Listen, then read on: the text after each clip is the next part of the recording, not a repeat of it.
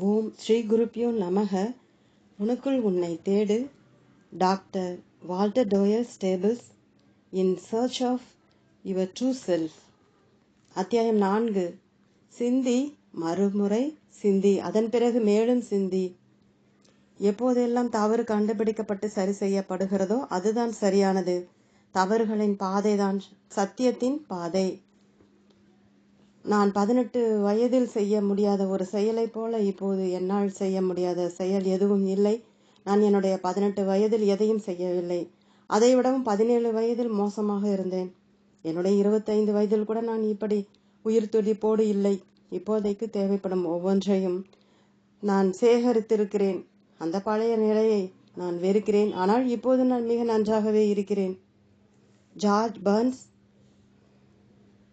உணர்ச்சிகளை தூண்டும் இடம். இப்போது நாம் ஒரு குறிப்பிட்ட கருதுகோளை தன்னியல்போடு தொடர்புடைய மனவியலை பற்றி ஆய்வு செய்ய உள்ளோம். அதை நான் உணர்ச்சிகளை தூண்டும் இடம், த சென்சரி ஸ்டிமுலஸ் ட்ராப் என்று குறிப்பிடுகிறேன். தன்னியல்பிலிருந்து புலன் வழியாக ஒரு செயல் நிகழும்போது எப்படி நம்முடைய வலிமை செயல் வடிவம் பெறுகிறது என்பதை அது விளக்குகிறது. அது 2 அடிப்படையான உள்வாங்கு தன்மைகளை கொண்டதாக இருக்கிறது. அவற்றை உள்வாங்கி A என்றும் உள்வாங்கி B என்றும் வகைப்படுத்தி கொள்ளலாம். உள்வாங்கி A. இந்த பௌதிக வடிவிலான உலகம் கலவையான செய்திகளை நமக்கு தந்த பிறகு நாம் எப்படி நம்மையே பார்க்கிறோம்? இது பிரம்மன் முறையாகும். பார்வையின் மூலமாக விருப்பு வெறுப்பு இல்லாமல் உண்மையை கண்டறிவது. உள்வாங்கி B. நம்முடைய உண்மையான தன்னியல்பு நிலை பற்றிய நமது கருதுகோளின் வெளிச்சத்தில் எப்படி நம்மையே நாம் பார்க்கிறோம். அதனுடைய விரிவான நிலைமையில் இன்னும் கூடுதலாக நம்முடைய ஆற்றலை எப்படி உணர்கிறோம். இது ஆத்மன் முறை. காரணக்காரிய ரீதியாக அகவியல் கண்ணோட்டத்தின் உண்மையை கண்டறிதல் என்பதாகும். இந்த 2 அடிப்படையான கூறுகளின் மூலமாக மட்டுமே நாம் இன்னும் கூடுதலான தகவல்களை பெற்று கடைசியில் ஒரு முடிவுக்கு வருகிறோம். நம்முடைய சரியான தீர்ப்புகளை கண்டறிவதும் உண்மையிலேயே நாம் யாராக இருக்கிறோம் என்பதை பற்றிய சரியான முடிவுக்கு வருவதும் நம்மளவில் ஒரு பெரிய சிக்கல். நம்முடைய உண்மையான தன்னியல்பு நிலை, இங்கே என்ன நடக்கிறது என்பதை பற்றிய இன்னும் கூடுதலான விவரங்கள். உள்வாங்கி A. நாம் யார் என்பதை பற்றிய உணர்வை பெறுவதற்காக நமது ஐம்புலன்களின் வழியாக இந்த பௌதீக உலகை நாம் பார்க்கிறோம். நாம் செய்திகளை பெறும்போது 3 வகையான தவறுகள் நிகழ்கின்றன. 1. நமது உணர்வு புலன்கள் ஒழுங்கில்லாத தன்மைகள் கொண்டவை. அவையால் இந்த உலகம் எப்படி இருக்கிறதோ அதை அப்படியே புரிந்து கொள்ள முடிவதில்லை. ஆகவே நமது புலன்களின் ஒரு சிறு பகுதி மட்டுமே செயல்பட்டு உண்மையில் என்ன இருக்கிறது என்பதை மட்டுமே நாம் உணர செய்கிறது. இது வடிகால். 1. விளைவு தகவல் வரையறைக்கு உட்பட்டது. 2. இந்த பௌதீகம் உலகம் நமக்கு எப்பொழுதும் தொடர்ந்து கலவையான தகவல்களை தந்து கொண்டு இருக்கிறது. உண்மையில் அதனால் கலவையான செய்திகளை மட்டுமே நமக்கு தந்து கொண்டிருக்க முடியும். ஏனென்றால் அது தொடர்ந்து நிகழ்ந்தபடி உள்ளது. ஆகவே நாம் யார் என்பதை ஒரு வகையிலோ அல்லது இன்னொரு வகையிலோ தெரிந்து முடிவு செய்து கொள்ள தேவையான வகையில் உதவக்கூடிய முழுமையான செறிவான செய்திகள் நமது உள்வாங்கிகளுக்கு கிடைப்பதில்லை. விளைவு செய்திகள் முழுமையும் செறிவும் இல்லாதவை. 3. நாம் ஏற்கனவே சேகரித்து வைத்துள்ள தன்னியல்புடைய நம்பிக்கைக்கு கட்டுமானத்தால் நமக்கு கிடைக்கக்கூடிய எப்படிப்பட்ட செய்திகளும் வடிகட்டப்பட்டு விடுகின்றன. இது வடிகால் 2. ஆகவே அவற்றை நம்முடைய கடந்த கால முடிவுகளின் அடிப்படையில் புரிந்து கொண்டும் வண்ணமிட்டும் பொருள்படுத்துகிறோம். விளைவு செய்திகள் விருப்பு வெறுப்பு அடிப்படை உடையவை. செய்திகளை புலன்களின் வழியாக தொடர்ந்து பெற்று புரிதலுக்கு உள்ளாகும் நிலைமை என்பது பாரம்பரியம் சார்ந்தது என்பதால் அவற்றில் 3 வகையான வரையறைகள் உண்மையிலேயே இருக்கின்றன. இதனால் இந்த செய்திகள் எல்லாமே வரையறைகளுக்கு உட்பட்டதாகவும் முழுமையும் செறிவும் இல்லாததாகவும் விருப்பு வெறுப்புகளுக்கு உள்ளானதாகவும் உள்ளன. ஆகவே இந்த பௌதீக உலகை வெறுமனே பார்ப்பதிலிருந்து நாம் நம்மை பற்றி உண்மையான இயல்பு தன்மையை உண்மையிலேயே கண்டறிய முடியாதவர்களாக இருக்கிறோம். இது மட்டுமே நம்முடைய மனதை பயன்படுத்தக்கூடிய தளமாக இருக்குமானால் நாம் எல்லோருமே அழிந்து விட்டிருப்போம். ஒட்டுமொத்தமாக முழுவதுமாக நாம் தெரிந்து கொள்ள முடியாதவர்கள் இருந்திருப்போம். உள்வாங்கி B. கேள்விக்கு உள்ளாகியும் தீவிரமாக சிந்தித்தும் நாம் இயற்கையிலேயே எப்படி இருக்கிறோம் என்பதை கண்டறிய முடியும். அதற்காக நம்முடைய ஆன்மீக தளத்தை உள்முக பார்வையின் மூலமாக பார்க்கலாம். அதன் மூலமாகவே நம்முடைய உண்மையான தன்னியல்பு நிலையை கண்டறிந்து ஒரு கருதுகோளை உருவாக்கி கொள்ள முயற்சிக்கலாம். வேறு வகைகளில் கிடைக்க பெற்றவற்றிலிருந்து நாம் ஏற்கனவே உருவாக்கியுள்ள நம்பிக்கைகளுடன் நாம் புதியதாக கண்டுபிடித்தவற்றை ஒப்பிட்டு பார்த்தால் போதும். வடிகால் 1. அதன் மூலமாக நம்முடைய நம்பிக்கைகளை இன்றளவு வரை விரித்து முழுமைப்படுத்தி கொள்ளலாம். நாம் எல்லோருமே ஒரு உன்னதமான ஆற்றலில் படைப்புகள். நம்மை காட்டிலும் உயர்ந்த ஒரு ஒப்பற்ற சக்தி அது. அந்த சக்தி தான் நம்முடைய எதிர்காலத்தை பற்றி கற்பனை செய்வதற்கும் நம்முடைய சாத்தியக்கூறுகளை நாம் உணர்வதற்கும் அவற்றின் மூலமாக நாம் நினைப்பதை வென்றெடுப்பதற்கும் தேவையான ஆற்றலோடு நம்மை படைத்திருக்கிறது. நமக்கு தெரியும், நம்புவது என்பது பார்ப்பது என்று. ஆகவே நம்முடைய எல்லைகள் என்று இந்த பௌதிக உலகில் எதுவும் இல்லை. அதனுடைய அடிப்படை எல்லாமே நம்முடைய மன உலகில் உள்ளன. நாம் உண்மையிலேயே யாராக இருக்கிறோம் என்று தெரிந்து கொண்ட நிலைமையில் உள்முக பார்வை கண்ணோட்டத்தில் நாம் பெறுகின்ற செய்திகள் இன்னும் தெளிவானவையாகவும் உண்மையிலேயே நம்மோடு சம்பந்தப்பட்டவையாகவும் இருக்கும். முதலில் நம்முடைய அக உலகின் தன்மையை மாற்றிக்கொள்ளுவதன் மூலமாகவே நாம் நம்முடைய புற உலகின் தன்மையை மாற்றுகிறோம். நம்முடைய ஒருங்கிணைந்த நனவு மனதில் செயல்முறைக்கு உள்ளாகியே ஒவ்வொன்றும் நமக்கு வந்து சேருகின்றன. அந்த நனவு மனதை நாம் மாற்றிக்கொள்ளும் பொழுது நாம் நம்முடைய புரிதலை மாற்றிக்கொள்ளுகிறோம். அப்படியேதான் நாம் காணும் இந்த உலகத்தையும் விரைவிலேயே நாம் ஒன்றை உணர்ந்து கொண்டு விடுகிறோம்.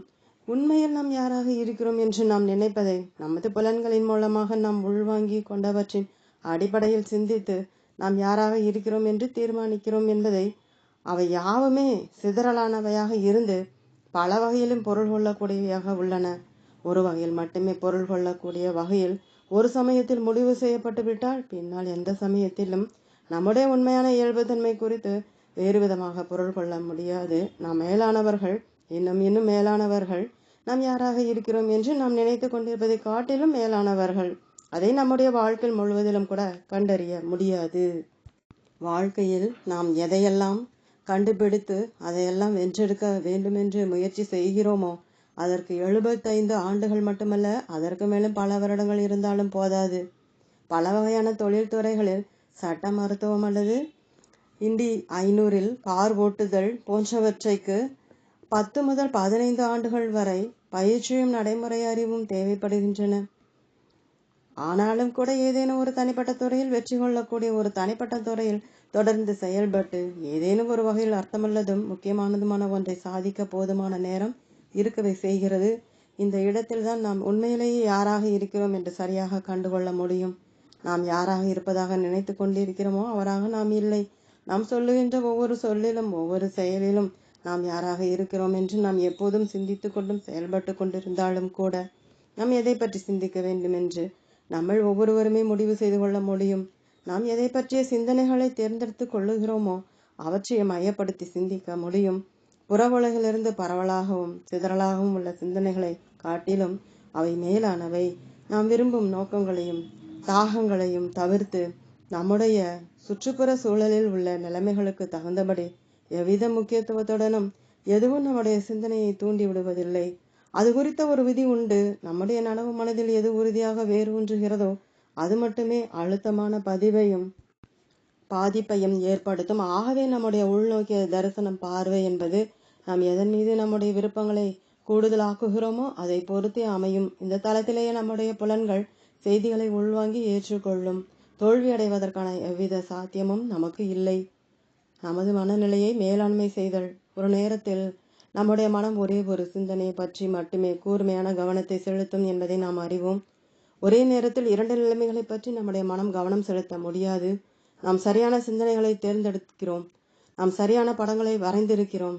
அவை சரியான முறையை செறிவாகவும் செம்மையாகவும் அமைந்திருக்கின்ற பொருள்கள். நாம் யாராக இருக்க விரும்புகிறோம், எங்கே போக விரும்புகிறோம் என்பதையெல்லாம் உறுதிப்படுத்துவதற்கு கூடுதலான நேரம் நமக்கு தேவைப்படும். நம்முடைய மனம் நாம் அடைய விரும்பும் குறிக்கோளை பற்றி மட்டுமே கூர்மையான கவனம் செலுத்தி வரும்போது நம்முடைய தினசரி வாழ்க்கையில் நம்மை திசை திருப்பும் பல அம்சங்களும் ஏமாற்றங்களும் சாதாரணமாக எரிச்சலூட்டக்கூடியவையாக மட்டுமே இருக்கும்.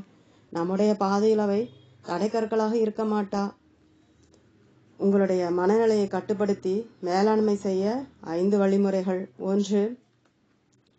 அமைதியான ஒரு இடத்தை தேர்ந்தெடுத்து கொண்டு உங்களுடைய மனதையும் உடலையும் தளர்வாக இருக்க செய்யுங்கள். 2. நீங்கள் அடைய விரும்பும் புதுவிதமான நடைமுறையை அடைவதற்கான செழுமையான தன்மைகளை உங்களுக்கு பொருத்தமாக அமைத்துக் கொள்ள தேவையான புதிய நம்பிக்கையை மீண்டும் மீண்டும் உனக்குள் வரவழைத்துக் கொள்ளுங்கள். 3 உங்களுடைய மனதில் ஏற்கனவே புதிய நம்பிக்கைகளை பதிய வைத்திருக்கிறீர்களா என்றும் உங்களுக்கு கிடைத்துள்ள விவரங்களை கொண்டு நீங்கள் ஏற்கனவே புதியதாக செயலை செய்து கொண்டிருக்கிறீர்களா என்று கவனியுங்கள். 4 இந்த நிலைமையில் நீங்கள் உடன்மறையான உணர்வுகளில் சிந்தனைகளில் மூழ்கிவிடுங்கள். 5 உங்களுடைய நினைவு தளத்தில் இந்த புதிய அனுபவத்தை மானசீகமாக கலந்து விடுங்கள். உடன்மறையான உணர்வுகளை மீண்டும் உயிருடன் வைத்திருக்கவும் உடனே திரும்பி பெறவும் இப்போது உங்களால் முடியும். இந்த தொகுப்பு 3 சிக்கலான அடிப்படைகளை கொண்டிருக்கிறது. 1 உறுதிப்படுத்திக் கொள். 2 ஒரு கருதுகோளாக்கிக் கொள். 3 உணர்வு மயமாக்கிக் கொள். கருத்து பகுதி, கற்பனை பகுதி, உணர்வு பகுதி போன்றவற்றை உள்ளடக்கியுள்ள புதிய நம்பிக்கையே அடிப்படையான இந்த 3 அம்சங்களை கொண்டே புதிய சிந்தனை உருப்பெறுகிறது. இதை நினைவில் வைத்துக் கொண்டால் போதும். இந்த வகையான உத்திமுறை ஒரு குறிப்பிட்ட நோக்கத்துடன் நமது மூளையை திட்டமிட்டு கொள்ள அனுமதிக்கிறது. அதாவது நம்மால் எந்த அளவுக்கு முடியுமோ அந்த அளவுக்கு தேவையானவற்றை கற்பனை செய்து கொள்ள செய்கிறது. நமக்கு தெரியும் படைப்பு திறனோடு ஒவ்வொரு விவரத்தையும் உள்ளடக்கி ஒரு நிகழ்ச்சியை நம்முடைய மூளை கற்பனை செய்யும் என்று. மேலும் அது இயல்பிலேயே இந்த வகையில் நம்முடைய மூளையை ஒரு குறிப்பிட்ட நோக்கத்தில் கூர்மையாக ஈடுபட செய்து ஒரு குறிப்பிட்ட நோக்கத்தை நிறைவேற்றிக் கொள்ள முயலும் போது நாம் நமது மூளையை கட்டுப்படுத்தி கொள்ளுகிறோம். வெற்றிக்கான அனுபவங்கள் மேலும் வெற்றி என்பது உண்மையானதாகவோ அல்லது கற்பனையானதாகவோ இருந்து வெற்றியை உருவாக்கி கொடுக்கிறது என்பது நமக்கு தெரியும். ஆகவே அப்படிப்பட்ட அனுபவங்களை பெறுவதற்காக நாம் நம்முடைய கற்பனையில் மேலும் மேலும் மீண்டும் மீண்டும் அவற்றை நடமாட செய்வது மட்டுமே போதுமானது. இன்னொரு வகையில் நாம் நம்முடைய சிந்தனைகளையும் செயல்களையும் நம்முடைய கட்டுப்பாட்டில் வைத்து கொண்டிருக்க வேண்டும். அதற்காக வாழ்க்கையின் ஒவ்வொரு நிகழ்ச்சியையும் சூழ்நிலையையும் உடன்மறை கண்ணோட்டத்தோடு அணுக வேண்டும். எதிர்மறையான நிகழ்ச்சிகளில் கூட சில சமயங்களில் ஏதாவது உடன்மறை தன்மையை கண்டுகொள்ள முடியும். பொறுமையோடு நீண்ட நேரம் வரை மிகவும் சிரமத்துடன் கவனித்தால் இது தொடக்கத்தில் நாம் எதிர்மறை தன்மையுடைய நிகழ்வுகள் என்று கருதி இருந்தவற்றை புறக்கணிக்க போதுமானதாக இல்லை. ஒவ்வொரு நாளிலும் நாம் பெறும் அனுபவங்களில் உள்ள தவிர்க்க முடியாத மேடுபள்ளங்களை மிகுந்த நேர்த்தியுடன் சமையலில் வைத்துக்கொள்ள குறைந்த அளவுக்கேனும் இந்த அணுகுமுறை தேவைப்படுகிறது. ஒரு எடுத்துக்காட்டாக இதை சொல்லலாம். நம்மை ஒரு வேலையிலிருந்து நீக்கிவிட்டதாக வைத்துக் கொள்வோம். அப்போது மனமுடைந்த நிலையிலும் தன்னிறக்கப்படும் நிலையிலும் நம்முடைய நேரத்தை எல்லாம் கழித்து கொண்டிருப்போம். அல்லது நாம் எல்லோருமாக சேர்ந்து கொள்வோம். நமக்கு தேவைகள் என்ன எவை என தேடுவோம். ஒரு புதிய வேலையை தேடி கண்டுபிடிக்க திட்டம் போடுவோம். அது நமக்கு கூடுதலான வருமானத்தை தரக்கூடியதாகவும் நம்முடைய திறமைக்கு ஒரு சவாலாகவும் இருக்கும். அது நம்மை பற்றிய உயர்வான மதிப்பை ஏற்படுத்தும். அது எளிமையானதா? உண்மையில் அப்படி இல்லை. நாம் மேலும் முன்னோக்கி செல்ல விரும்பினால் உண்மையிலேயே அதற்கான வாய்ப்பு கிடைக்குமா? அப்படிப்பட்ட உத்திகளை பயன்படுத்தி நம்முடைய மனதின் நிலைமையை உடனுக்குடனும் அந்த குறிப்பிட்ட நேரத்தில் 100% அளவிலும் கட்டுப்படுத்த முடியுமா? நமக்கான புரிதல்களை நாமே வடிவடித்து கொள்ள வேண்டும். அல்லது வேறு ஏதாவது ஒன்று அல்லது வேறு யாராவது ஒருவர் நமக்காக அவற்றை வடிவமைத்து கொடுக்க வேண்டும். அதுவும் அர்த்தமுடையவையாக இருப்பதில்லை. நாம் அதற்கு ஏதாவது அர்த்தம் கொடுக்கும் வரை ஒன்றினுடைய பொருளை நாம் மாற்றிக்கொண்டால் சொன்னால் அதை நாம் மாற்றிவிட்டோம் என்று பொருள். அது போலவே நாம் யார் என்பதை பற்றி எண்ணத்தை மாற்றிக்கொள்ளும் போது நாம் அதை மாற்றிவிட்டோம். நாம் யார் என்பதை நாமே மாற்றிக் கொள்கிறோம். தெளிவாக சொல்வதானால் நம்முடைய உள்ளார்ந்த தொடர்புகளை நம்முடைய வெளி உலக வாழ்க்கை தன்மைகளை தீர்மானிக்கின்றன. நம்முடைய லட்சியம் என்பது அதிக அளவிலான அடிப்படை கூறுகள் நிறைந்த நிலைமைகளை உருவாக்குவதே. அவை ஆக்கப்பூர்வமான செயல்களுக்கு நம்மை இட்டு செல்லக்கூடியவை, பயந்து கொண்டு பின்னடைய செய்பவை அல்ல. அதை அடைவதற்காக நம்முடைய தனிப்பட்ட நம்பிக்கைகளை பகுப்பாய்வு செய்து இன்றைய நிலைமைக்கு பொருத்தமாக இருக்கும்படி பார்த்து கொள்ள வேண்டும். குறிப்பாக நம்முடைய சொந்த மதிப்பீட்டை, பிறகு நம்முடைய உண்மையான இயல்பு தன்மையை கண்டறியும் திசையில் செல்ல வேண்டும். அதற்கான செயல்முறை சிந்தி. நான் உன் வாழ்க்கையில் எதை பார்க்கிறேனோ உணர்கிறேனோ அதை பற்றி மறுமுறை சிந்தி. இதனோடு இது பொருத்தமுடையதா? இதற்கு பொருள் என்ன? பிறகு மீண்டும் சிந்தி. என்னுடைய உண்மையான இயல்பு நிலையின் வெளிச்சத்தில் உண்மையிலேயே இதனுடைய பொருள் என்ன? நம்முடைய புலன்களின் கட்டுப்பாட்டுக்குள் இருக்கும்படியாகவே நாம் படைக்கப்பட்டிருக்கிறோம். நாம் எத்தனை காலம் வரை அவற்றின் முக்கியத்துவத்தில் நம்பிக்கை வைத்திருக்கிறோமோ அதுவரை நாம் அவற்றின் அடிமைகளாகவே இருக்கிறோம். டேல்ஹார்ட் டி சார்டின் இதை பற்றி சொல்லுகிறார். ஆன்மீக அனுபவங்களை கொண்ட மனிதர்கள் அல்ல நாம். ஆன்மீக உயிர்களான நாம் மனித அனுபவங்களை கொண்டவர்களாக இருக்கிறோம். நம்முடைய உண்மையான இயல்பு என்பது விலைக்கு சொல்ல முடியாத ஒன்றாக இருக்கிறது. நம்மால் புரிந்து கொள்ள முடியும் என்று நாம் நம்புவதற்கு அப்பால் நம்முடைய ஆற்றல் மிகவும் உயர்ந்ததாக இருக்கிறது.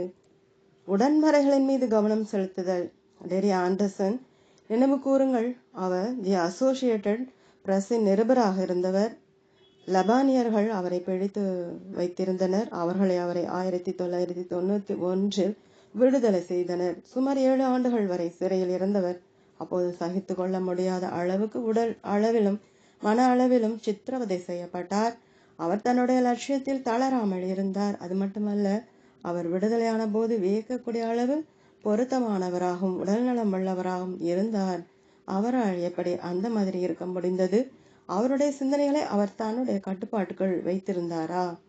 பத்திரிகையாளர்களிடம் பேசிக் கொண்டிருக்கும் போது ஆண்டர்சன் தன்னுடைய சிறை வாழ்க்கையில் அனுபவித்த கொடுமைகளை பற்றி விவரித்தார்.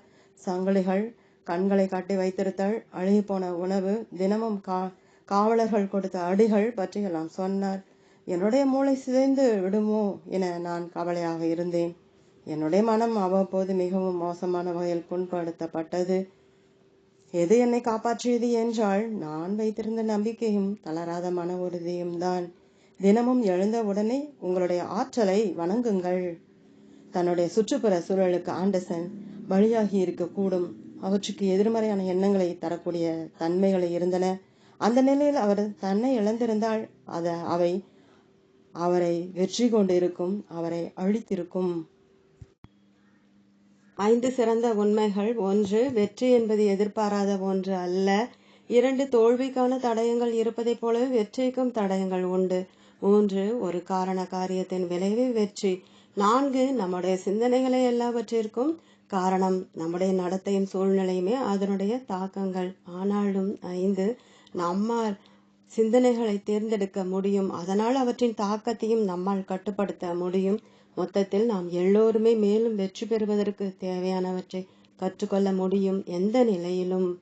அதனால்தான் அவர் தன்னுடைய சிந்தனையை வேறொரு கோணத்தில் செலுத்தினார். அந்த சிந்தனைகள் அவரை பற்றியும் அவருடைய எதிர்காலம் பற்றியுமாக இருந்தது. பின்னால் அவர் அதை பற்றி விளக்கமாக சொன்னார். அதற்கு பின்னாலும் கூட அவரால் வாழ முடியும் என்று அவர் நினைத்தார். மேலும் கடவுளை பற்றியும் அவருடைய நண்பர்களை பற்றியும் அவரை மிகவும் நேசித்த குடும்பத்தை பற்றியும் அவரை இகழ்ந்து வருத்தப்பட்ட எல்லோரை பற்றியும் அவர் நினைத்து கொண்டே இருந்தார். தான் விடுதலையாகி வெளியே சென்றதும் யாரையெல்லாம் முதலில் பார்ப்பது, எப்படியெல்லாம் நேரத்தை கழிப்பது என்பதை பற்றியெல்லாம் அவர் சிந்தித்து கொண்டிருந்தார். இப்படியே அவர் இருந்ததால் மானசீகமாக அவரை உருவாக்கி கொண்ட இன்னொரு இடத்தில் பெரும்பகுதி வாழ்க்கை அவர் கற்பனையில் வாழ்ந்து முடித்தார். அவரை போலவே அப்படிப்பட்ட ஒரு சூழ்நிலைமையில் இருக்க நேர்ந்தால் நம்மில் எத்தனை பேர்கள் அவரை போல நிலைமையை எதிர்கொள்ளக்கூடும் என நினைக்கையில் வியப்பாக இருக்கிறது. நாம் முப்பரிமாணங்களில் சிந்திக்கிறோம். கடைசி பயிற்சியில் நாம் எப்படி 3 பரிமாண அடிப்படையில் சிந்திக்கிறோம் என்பதை பற்றி விவரித்தோம். நாம் சிந்திக்கின்ற ஒவ்வொரு சிந்தனையுமே ஒரு கருத்தையும் ஒரு படிமத்தையும் ஒரு உணர்ச்சியையும் தனது பாகங்களாக கொண்டிருக்கின்றன. எடுத்துக்காட்டாக, கத்தி என்ற வார்த்தை எடுத்துக்கொள்ளுவோம். கருத்து என்ன என்ற அந்த பாகம் தன்னளவில் சாதாரணமாக கத்தி என்ற பிரக்னையை உருவாக்குகிறது. அடுத்து படிமம் என்ற அந்த பாகம் வார்த்தையின் ஒளி குறிப்பை வெளிப்படுத்தி நமது மூளையுடன் இணைத்து ஏதேனும் அது சம்பந்தப்பட்ட ஒரு காட்சியை தருகிறது. எல்லா வகையிலும் முழுமையான பொருளை இந்த படிமம் புரிய வைப்பது என்பது மிகவும் சிக்கலானது. பலருக்கு அது சாப்பிடும்போது மேஜையின் மேல் வைக்கப்பட்டுள்ள ஒரு சாதாரண கத்தியாக புலப்படும். இந்த படிமத்தின் வெளிப்பாடாக நமக்கு உணர்த்தப்படும் உணர்வுதான் அடுத்த அந்த பாகம். நன்றி அறிவிப்பு விழா அல்லது மற்ற திருவிழாவின் போது நம்முடைய குடும்பத்தினருடன் சேர்ந்து அமர்ந்து விருந்து உண்ட நமது கடந்த கால நினைவை வெளிப்படுத்தும் அன்புணர்வாக அது இருக்கும். மற்றவர்கள் வேறு வகையான கத்தியை பற்றி கற்பனை செய்யக்கூடும். ஒரு மருத்துவர் கூர்மையான அறுவை சிகிச்சைக்கு தேவைப்படக்கூடிய கத்தியை கற்பனை செய்வார். இது பாதுகாப்பு உணர்ச்சியையும் நோயை குணப்படுத்தக்கூடிய உணர்ச்சியையும் கிளர்ந்தள செய்யும். சமையல்காரருக்கு தான் சமைக்க விரும்பும் உணவை தயாரிக்க உதவும் சமையலறை கத்தியை கற்பனை செய்து பார்க்க செய்யும். அவருக்கு அதன் மூலமாக ஒருவித பெருமிதமும் பெருமையும் அடைவார். தன்னுடைய வாடிக்கையாளர்கள் தன்னுடைய உழைப்பின் விளைவை அனுபவிப்பார்கள் என்று. ஆகவே நாம் எந்த படிமத்தை பெறுகிறோமோ குறிப்பிட்ட அதை சார்ந்தே நமது உணர்வுகள் வெளிப்படுகின்றன என்பதை கவனியுங்கள். அண்மையில் எப்போதாவது நம் வீட்டுக்கு திரும்பி கொண்டிருக்கும் போது அறுப்பதற்கு பயன்படும் பிளேடினால் தாக்கப்பட்டிருப்போமானால் ஒரு எடுத்துக்காட்டாக கத்தி என்ற படிமம் நமக்கு இன்னும் வேறு வகையான உணர்வுகளை தரும். அதுவெல்லாம் உரையாடலுக்கான தலைப்பு என்பதால் நாம் அதை தவிர்த்து விடலாம். தன்னியல்பு படிம மனவியல். இந்த மாதிரி தான் படங்களின் வழியாக 3 பரிமாணங்களில் நாம் ஒன்றை புரிந்து கொள்கிறோம் என்பதால் அதை நான் தன்னியல்பின் 3 தூண்கள் என்று அழைக்கிறேன். 1 சுயமான கருதுகோள், 2 சுயமான படிமம், 3 சுயமான மதிப்பீடு. சுயமான கருதுகோள் என்ற ஒன்றை கண்டறிந்ததன் விளைவாக முற்றிலும் மாறுபட்ட ஒரு புது வகையான சிந்தனை கண்ணோட்டம் தோன்றி வெளிப்பட்டது. சுயமான கருதுகோள் பின்வரும் கேள்விக்கு பதில் தருகிறது. நான் நானாகவே சிந்திக்க இருக்கிறேன் என்று யார் சொல்லுவார்கள்? நாம் நம்மை பற்றிய உண்மையான தன்னியல்பை அடையாளம் கண்டுகொண்டு நாம் பெற்றுள்ள நம்பிக்கைகளின் தொகுப்பை பற்றிய முழுவதுமான அம்சங்களுடன் தொடர்பு படுத்தி பார்ப்பதோடு சம்பந்தப்பட்டது இது. 20ஆம் நூற்றாண்டில் மிகவும் முக்கியமானதாக குறிப்பிடப்பட்ட மனவியல் சாதனை இது என்பதை இந்த அறிதல் நமக்கு புலப்படுத்துகிறது. மனிதனுடைய நடத்தையை அதிக அளவில் பாதிக்கக்கூடியது இந்த தன்னியல்பு படிமம்தான், செல்ஃப் இமேஜ். அதை தன்னியல்பு படிம மனவியல் என்று குறிப்பிடுகிறார்கள். நம்முடைய தன்னியல்பு படிமம் என்பது நாம் ஏற்றுக்கொண்டு செயல்படும் நம்பிக்கை முறையே. இந்த கேள்விக்கு அது பதிலளிக்கிறது. நான் என்னையை எப்படி பார்க்கிறேன்? பன்முக தன்மைகள் கொண்ட இந்த வாழ்க்கையில் எந்த மாதிரியான தாயார், எந்த மாதிரியான தந்தையார், எந்த மாதிரியான மாணவன், எந்த மாதிரியான வேலைக்காரன், நான் எவ்வளவு நன்றாக படிக்கிறேன், எழுதுகிறேன், பாடுகிறேன், நடனமாடுகிறேன், ஓவியம் வரைகிறேன், மொழிகளை கற்பதில், பயன்படுத்துவதில், கணக்கில், வரைதலில், எந்திரத்தில் பழுது பார்ப்பதில், பெயர்களை நினைவில் வைத்துக் கொள்வதில், வேடிக்கை பேசுவதில் நான் எவ்வளவு திறமைசாலியாக இருக்கிறேன். ஐக்கியூவை காட்டிலும் ஒருவருடைய தன்னியல்பு படிமம் தான் மிகவும் முக்கியமானது என்று கல்வித்துறை ஆய்வாளர்கள் கருதுகிறார்கள். ஏனென்றால் ஒருவருடைய செயலை பற்றி துல்லியமாக அதுவே முதலில் காட்டிவிடுகிறது. உண்மையிலேயே நம்முடைய தன்னியல்பு படிமம் தான் நம்முடைய வாழ்க்கையின் ஒவ்வொரு நடவடிக்கையையும் தீர்மானிக்கிறது. இசை கலையிலும், விளையாட்டில் அல்லது வேறு வகையான கலைகளிலும் மிகவும் திறமை வாய்ந்தவர்கள் தங்களுடைய திறமையை வளர்த்து கொள்ளாததற்கு காரணம் அவர்கள் தங்களிடம் மிக குறைந்த அளவுக்கு தன்னியல்பு படிமத்தை வைத்திருக்கிறார்கள் என்பதுதான். இதை நாம் நன்றாக அறிவோம். அதே சமயத்தில் திறமை குறைந்த பலர் அவர்களுடைய துறைகளில் வெற்றி அடைந்திருக்கிறார்கள். காரணம், தாங்கள் மிக குறைந்த திறமை உடையவர்கள் என்று அவர்கள் வெளியே காட்டிக்கொள்ளவே இல்லை. மனித மனதின் விதிமுறையை இவை மேலும் உறுதிப்படுத்துகின்றன. சிந்தனையுடன் நம்பிக்கை இணையும் போது ஒரு வடிவம் பிறக்கிறது. நம்முடைய மனத்திரையில் என்னென்ன படங்களை விரும்பி படைய செய்கிறோமோ அவற்றுக்கெல்லாம் யதார்த்தமான ஒரு வடிவத்தை கொடுக்கவே நம்முடைய மூளையும் நரம்பு மண்டலமும் இணைந்து செயல்படுகின்றன. நனவு மனதின் முக்கியமான வேலை எப்போதும் காட்சி படங்களை தயாரிப்பதுதான். அடுத்த அடிமனதின் வேலை என்பது நம்முடைய செயல்கள், உணர்ச்சிகள், நடத்தை போன்றவை நம்முடைய தன்னியல்பு படிமத்தின் அசலான காட்சி படங்களை என்பதை உறுதிப்படுத்துவதாகும். அடிமனம் என்பது பணிவு மிகுந்த ஒரு வேலையாளாக கீழ்ப்படியக்கூடிய ஒரு அடிமையாக இருந்து நனவு மனதின் புரிதல் செயல்களுக்கு உதவுவது. அது ஒரு முறை தன்னுடைய இயங்குதலுக்கு தேவையான கட்டளைகளை பெற்றுவிட்டால் நம்முடைய வாழ்க்கையில் அது மிகப்பெரிய அளவுக்கு தூண்டுதலை ஏற்படுத்தக்கூடியதாக ஆகிவிடும். எந்தவித கேள்வியும் கேட்காமல் அப்படியே அது எல்லாவித கட்டளைகளையும் ஏற்றுக்கொள்ளும். ஒவ்வொரு விவரத்துடனும் அவற்றை பதிவு செய்து கொள்ளும். அதுடன் பொருத்தமான சூழ்நிலைமைகளின் போது திரும்பவும் அவற்றை சரியான முறையில் நனவில் சம்பந்தப்படுத்தி காட்டும். எந்த முறையில் அது திட்டமிட்டதோ அதே முறையில் அது அறிவு கூர்மையுடன் செயல்படும். எதையெல்லாம் செய்வதற்கு என்று அது திட்டமிட்டு வைத்திருந்ததோ அதற்கான பௌதீக வடிவத்தை அது கொடுக்கும். ஏதேனும் ஒரு வகையில் நாம் பாதிக்கு உள்ளாகி விடுவோமானால் அது நனவு மனதின் காரணமாகத்தான், அடிமனதின் காரணமாக அல்ல. உண்மையை துல்லியமாக பிரதிபலிக்க நாம் எப்போதுமே நனவு மனதின் புரிதல் தன்மையையே நாம் நம்பி இருக்கிறோம். வெளிப்படையான அறிவு திறனின் காரணமாகத்தான் எல்லா விதமான தோல்விகளும் ஏற்படுகின்றன என்று திரும்பவும் கண்டுபிடிக்க முடியும். நம்முடைய நனவு மனதின் சிந்தனை செயல்முறைகளின் தோல்விகள். நம்முடைய தன்னியல்பு படிமம் 2 முக்கியமான நிலைமைகளில் சிக்கல்களை தரக்கூடியது. முதலாவதாக, எப்போதும் நம்முடைய மூளையில் எந்த படிமம் தொடர்ந்து ஆளுமை செலுத்தி கொண்டிருக்கிறதோ அதற்கு தகுந்தபடி நாம் சிந்தித்து கொண்டும் செயல்பட்டு கொண்டும் இருக்கிறோம். ஒன்றை நம்பியோ அல்லது நம்பாமலோ நனவு மனம் ஒன்றை தீர்மானிக்கும் போது அதன் அடிப்படையில் அது உண்மை என்று கருதி செயல்படும் போது அதற்கு தகுந்தபடியே அடிமனம் செயல்படுகிறது. நாம் இதுவரை கவனித்ததிலிருந்து நம்மில் பெரும்பாலானோர் ஒன்றுக்கு மேற்பட்ட காட்சியை அல்லது படத்தை நினைவில் வைத்திருக்கிறோம். எந்த ஒரு வேலையை கொடுத்தாலும் பொதுக்கூட்டம் பேசுவது அதனுடன் அவற்றை சம்பந்தப்படுத்தி பார்க்கக்கூடியவையாக இருக்கின்றன. சில காட்சிகள் அந்த குறிப்பிட்ட செயல் வெற்றியடைவதை குறிக்கின்றன. ஆகவே நமது அடிமனதிலிருந்து முரண்பட்ட செய்திகளை பெறுகிறோம். ஒன்று, அது ஒரு தருணத்தில் சொல்லுகிறது, ஆம், இது ஒரு வேடிக்கை. அதுவே இன்னொரு சமயத்தில் சொல்லுகிறது, இது அபூர்வமானது. குறிப்பிட்ட ஏதாவது ஒரு சமயத்தில் நம்முடைய சிந்தனையில் சில சிந்தனைகள் ஆளுமை செலுத்த அனுமதிக்கிறோம். ஏனெனில் அந்த சிந்தனைகள் பொதுவில் உள்ளன. கொடுக்கப்பட்ட சில காட்சிகளை அல்லது படங்களை ஒரு குறிப்பிட்ட நோக்கத்தை நிறைவு செய்வதற்காக நம் சிந்தனைகளை ஒருங்கிணைக்க தவறினால் நம்முடைய மூளை முன்னும் பின்னுமாக படபடக்கும். அதனால் ஒரு தருணத்தை நம்பிக்கையோடு பார்க்கும் நாம் அடுத்த தருணத்தை ஒரு பயங்கரமானதாக கருதுவோம். இது மிகப்பெரிய உரையை நிகழ்த்துவதற்கு சிறந்த வழி என்பதை நீங்கள் ஒத்துக்கொள்ள மாட்டீர்கள் என்பதை நான் நன்றாக அறிவேன்.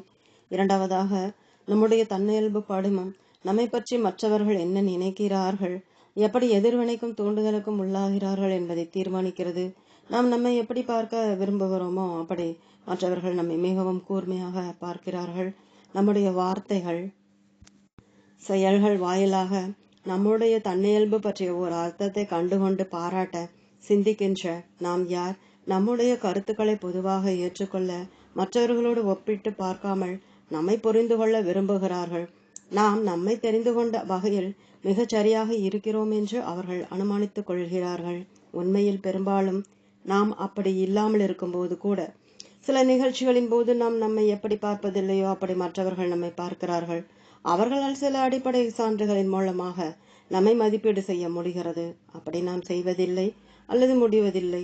அதனால் அவர்களால் நம்முடைய முடிவுகளோடு ஒத்துப்போக முடியவில்லை. இது நாம் நம்மை பற்றி மிக அதிகமாக அல்லது மிக மிக குறைவாக நினைத்து கொண்டிருக்கிறோம் என்ற முடிவுக்கு அவர்களை இட்டு செல்லுகிறது. அதாவது நமது திறமையில் நாம் அதிகமாக அல்லது தாழ்வாக நம்மை மதிப்பீடு செய்து கொள்ளுகிறோம் என்பதுதான். பெரும்பாலும் நாம் தவறு செய்கிறோம் என்று அவர்கள் நம்மை நம்ப செய்கிறார்கள்.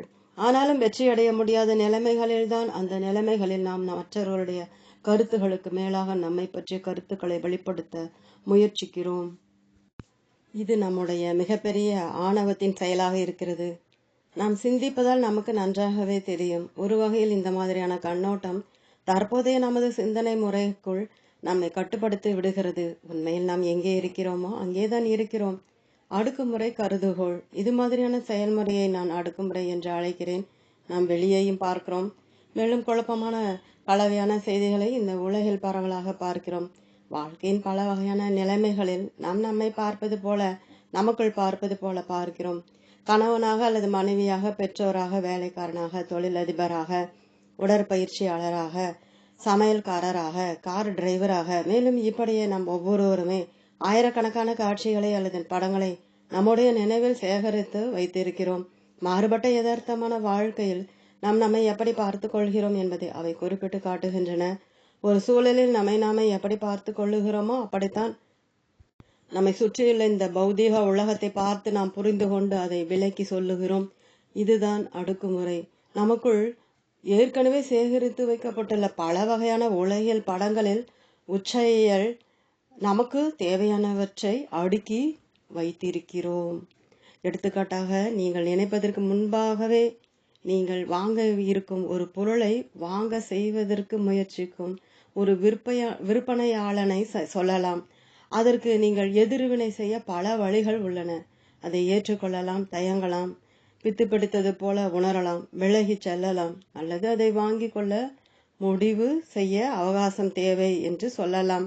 அப்படிப்பட்ட சூழ்நிலைமைகளில் பேரார்வமுள்ள விற்பனையாளனை நீங்கள் உங்களை எப்படி பார்ப்பீர்கள்? எதுவும் சொல்லாமல் எதிர்த்து நிற்றல், நம்பிக்கையோடு அல்லது உறுதியாக, ஆனாலும் நிதானமாக அதனுடைய விளைவை பற்றி முன்கூட்டியே சொல்லிவிடலாம். நமது மனதில் சேகரித்து வைத்துள்ள காட்சிகளுக்கு தகுந்தபடி நாம் செயல்களை செய்வோம். ஒரு வகையில் இது நாம் எதை விரும்புகிறோமோ அதை அப்படியே அல்லது அப்படி இல்லாமலோ கிடைக்க செய்யலாம். இப்படித்தான் நாம் நமக்கென வைத்திருக்கும் காட்சிகளை மாற்றிக்கொள்ளும் பொழுது இந்த உலகம் நம்மை எப்படி பார்க்கிறது என்பதையும் நாம் மாற்றிக்கொள்ளுகிறோம்.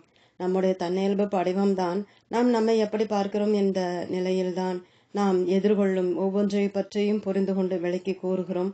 நம்முடைய வாழ்க்கையில் அர்த்தம் நிறைந்த ஒரு மாற்றத்தை கொண்டு வர விரும்பினால் நம்முடைய செயல் தெளிவாகவே தெரியும். நம்முடைய உள் உலகத்தை முதலில் மாற்றிக்கொள்ள வேண்டும்.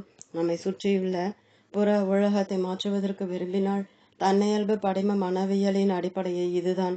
நம்முடைய தன்னியல்பை ஒருங்கிணைக்கும் நம்முடைய சிந்தனையில் நிறைந்திருக்கும் காட்சிகளிலிருந்தே ஒவ்வொன்றும் தொடங்குகின்றன. உடன்மறையான காட்சிகள் உடன்மறையான விளைவுகளை தரக்கூடிய உடன்மறையான நடவடிக்கைகளை மேற்கொள்ள செய்கின்றன. இந்த வகையில்தான் நம்முடைய மனக்காட்சிகள் அவற்றிற்கு எதிர்நிலையான பௌதிக நிலைமைகளாக மாற்றம் அடைகின்றன. மேலும் நாம் எதை அடைய விரும்புகிறோமோ அதை மிகவும் சரியான முறையில் அடைய செய்கின்றன. இப்போது விறுவிறுப்பான விற்பனையில் இருந்து வரும் the 7 habits of highly effective people என்ற நூலின் ஆசிரியராக டாக்டர் ஸ்டீவன் ஆர் கோவி தன்னுடைய நூலில் நாம் இந்த அத்தியாயத்தை விவாதத்தை இன்னும் விரிவாக விளக்கியுள்ளார். அவர் தன்னியல்பு வளர்ச்சிக்கு காரணமான உள்ளும் புறமும் என்று அவரே குறிப்பிடக்கூடிய பொருளை பற்றி இன்னும் ஆழமாக விளக்கி கூறுகிறார். நாம் எப்படி இருக்கிறோம் என்று நாமே சிந்தித்து பார்க்கின்ற உணர்வு நிலையிலிருந்து தான் அர்த்தமுள்ள எல்லாவிதமான மாற்றங்களும் நிகழத் தொடங்குகின்றன. அடிமான போக்கினை காட்டிலும் நனவு மன போக்கை நாம் எப்படி கட்டுப்படுத்துகிறோம் என்பதை அவர் மேலும் விளக்குகிறார். இடைவெளி அல்லது நம்முடைய புற உலக நிகழ்வுகளுக்கும் அதற்கு தகுந்தபடி நம்முடைய இயல்பான உணர்வு வெளிப்பாட்டுக்கும் அதே சமயத்தில் நமக்கு தேவையானவற்றை தேர்ந்தெடுத்து கொள்ளுவதற்கும் இடையில் உள்ள மிகச்சிறிய நேரத்தை பற்றி அதை நாம் ஒவ்வொருவருமே எப்படி மேலாண்மை செய்கிறோம் என்பதை அவர் தெளிவாக்குகிறார். அவருடைய உள்ளார்ந்த பார்வை கண்ணோட்டத்தால் நான் மிக மிக பெரிய அளவுக்கு பயன் அடைந்திருப்பதால் உங்களுடைய தீவிரமான வாசிப்புக்கு பொருத்தமானதாக இருக்கும் என கருதி அதை உங்களுக்கு சிபாரிசு செய்கிறேன். நெருப்பில் உங்களை நீங்களே இட்டுக்கொள்ளுங்கள். இடா கில்லரி லூசியானா என்ற கிராமப்புறத்தில் ஒரு நெருக்கடியான சூழ்நிலைமையின் போது இடா கில்லரி பிறந்தாள். பிரெஞ்சு மொழி பேசுகின்ற விவசாய குடும்பத்தில் பிறந்த 7 குழந்தைகளில் அவள் 4ஆம் அவள். அது மிகவும் ஏழ்மையான ஒரு குடும்பம். அந்த விவசாய பண்ணை நவீனமான வசதிகளை போதுமான அளவுக்கு கொண்டிருக்கவில்லை. குடிநீர் குழாய், மின்சாரம் போன்ற வசதிகள் கூட குறைவு. ஆனாலும் அந்த குடும்பம் புகழ் பெற்ற பாரம்பரியம் உடையது. இன்றைக்கும் லூசியானாவில் பரவலாக அறியப்பட்டுள்ள அக்கார்டியன் இசை கருவியை அடிப்படையாக கொண்ட இனிமையான ஜைடிகோ என்ற நாட்டுப்புற பாடலை அவளுடைய குடும்பத்தினரும் மற்றவர்கள் மிக மிக நேசித்தார்கள். ஆகையால் அந்த இசை அவளுடைய இரத்தத்தில் தவிர்க்க முடியாத வகையில் இயல்பாக கலந்துவிட்டது. பின்னாளில் 1948 இடாவின் தாயார் அழுத்தும் பொத்தான் அமைப்புடைய அக்கார்டியன் இசைக்கருவியை அவருடைய 3 சகோதரர்களுக்கும் கொடுத்தாள். அந்த சிறுவர்களின் இசை விருப்பத்தையும் ஆர்வத்தையும் வளர்க்கும் நோக்கத்தில் அவள் அப்படி செய்தாள். இடா புறக்கணிக்கப்பட்டாள். காரணம், அந்த நாளில் அப்படிப்பட்ட இசைக்கருவியை பெண்கள் வாசிப்பது அநாகரிகமாக கருதப்பட்டது. ஆனால் அந்த சிறுவர்களில் எவருக்கும் அதில் ஆர்வம் இல்லை. தற்செயலாக அந்த அக்கார்டியன் இசை கருவி இடாவின் கைவசமானது. இப்போது 65 ஜைடிகோ இசையில் அவள்தான் தன்னிகரல்லாத அரசியாக இருந்து வருகிறாள்.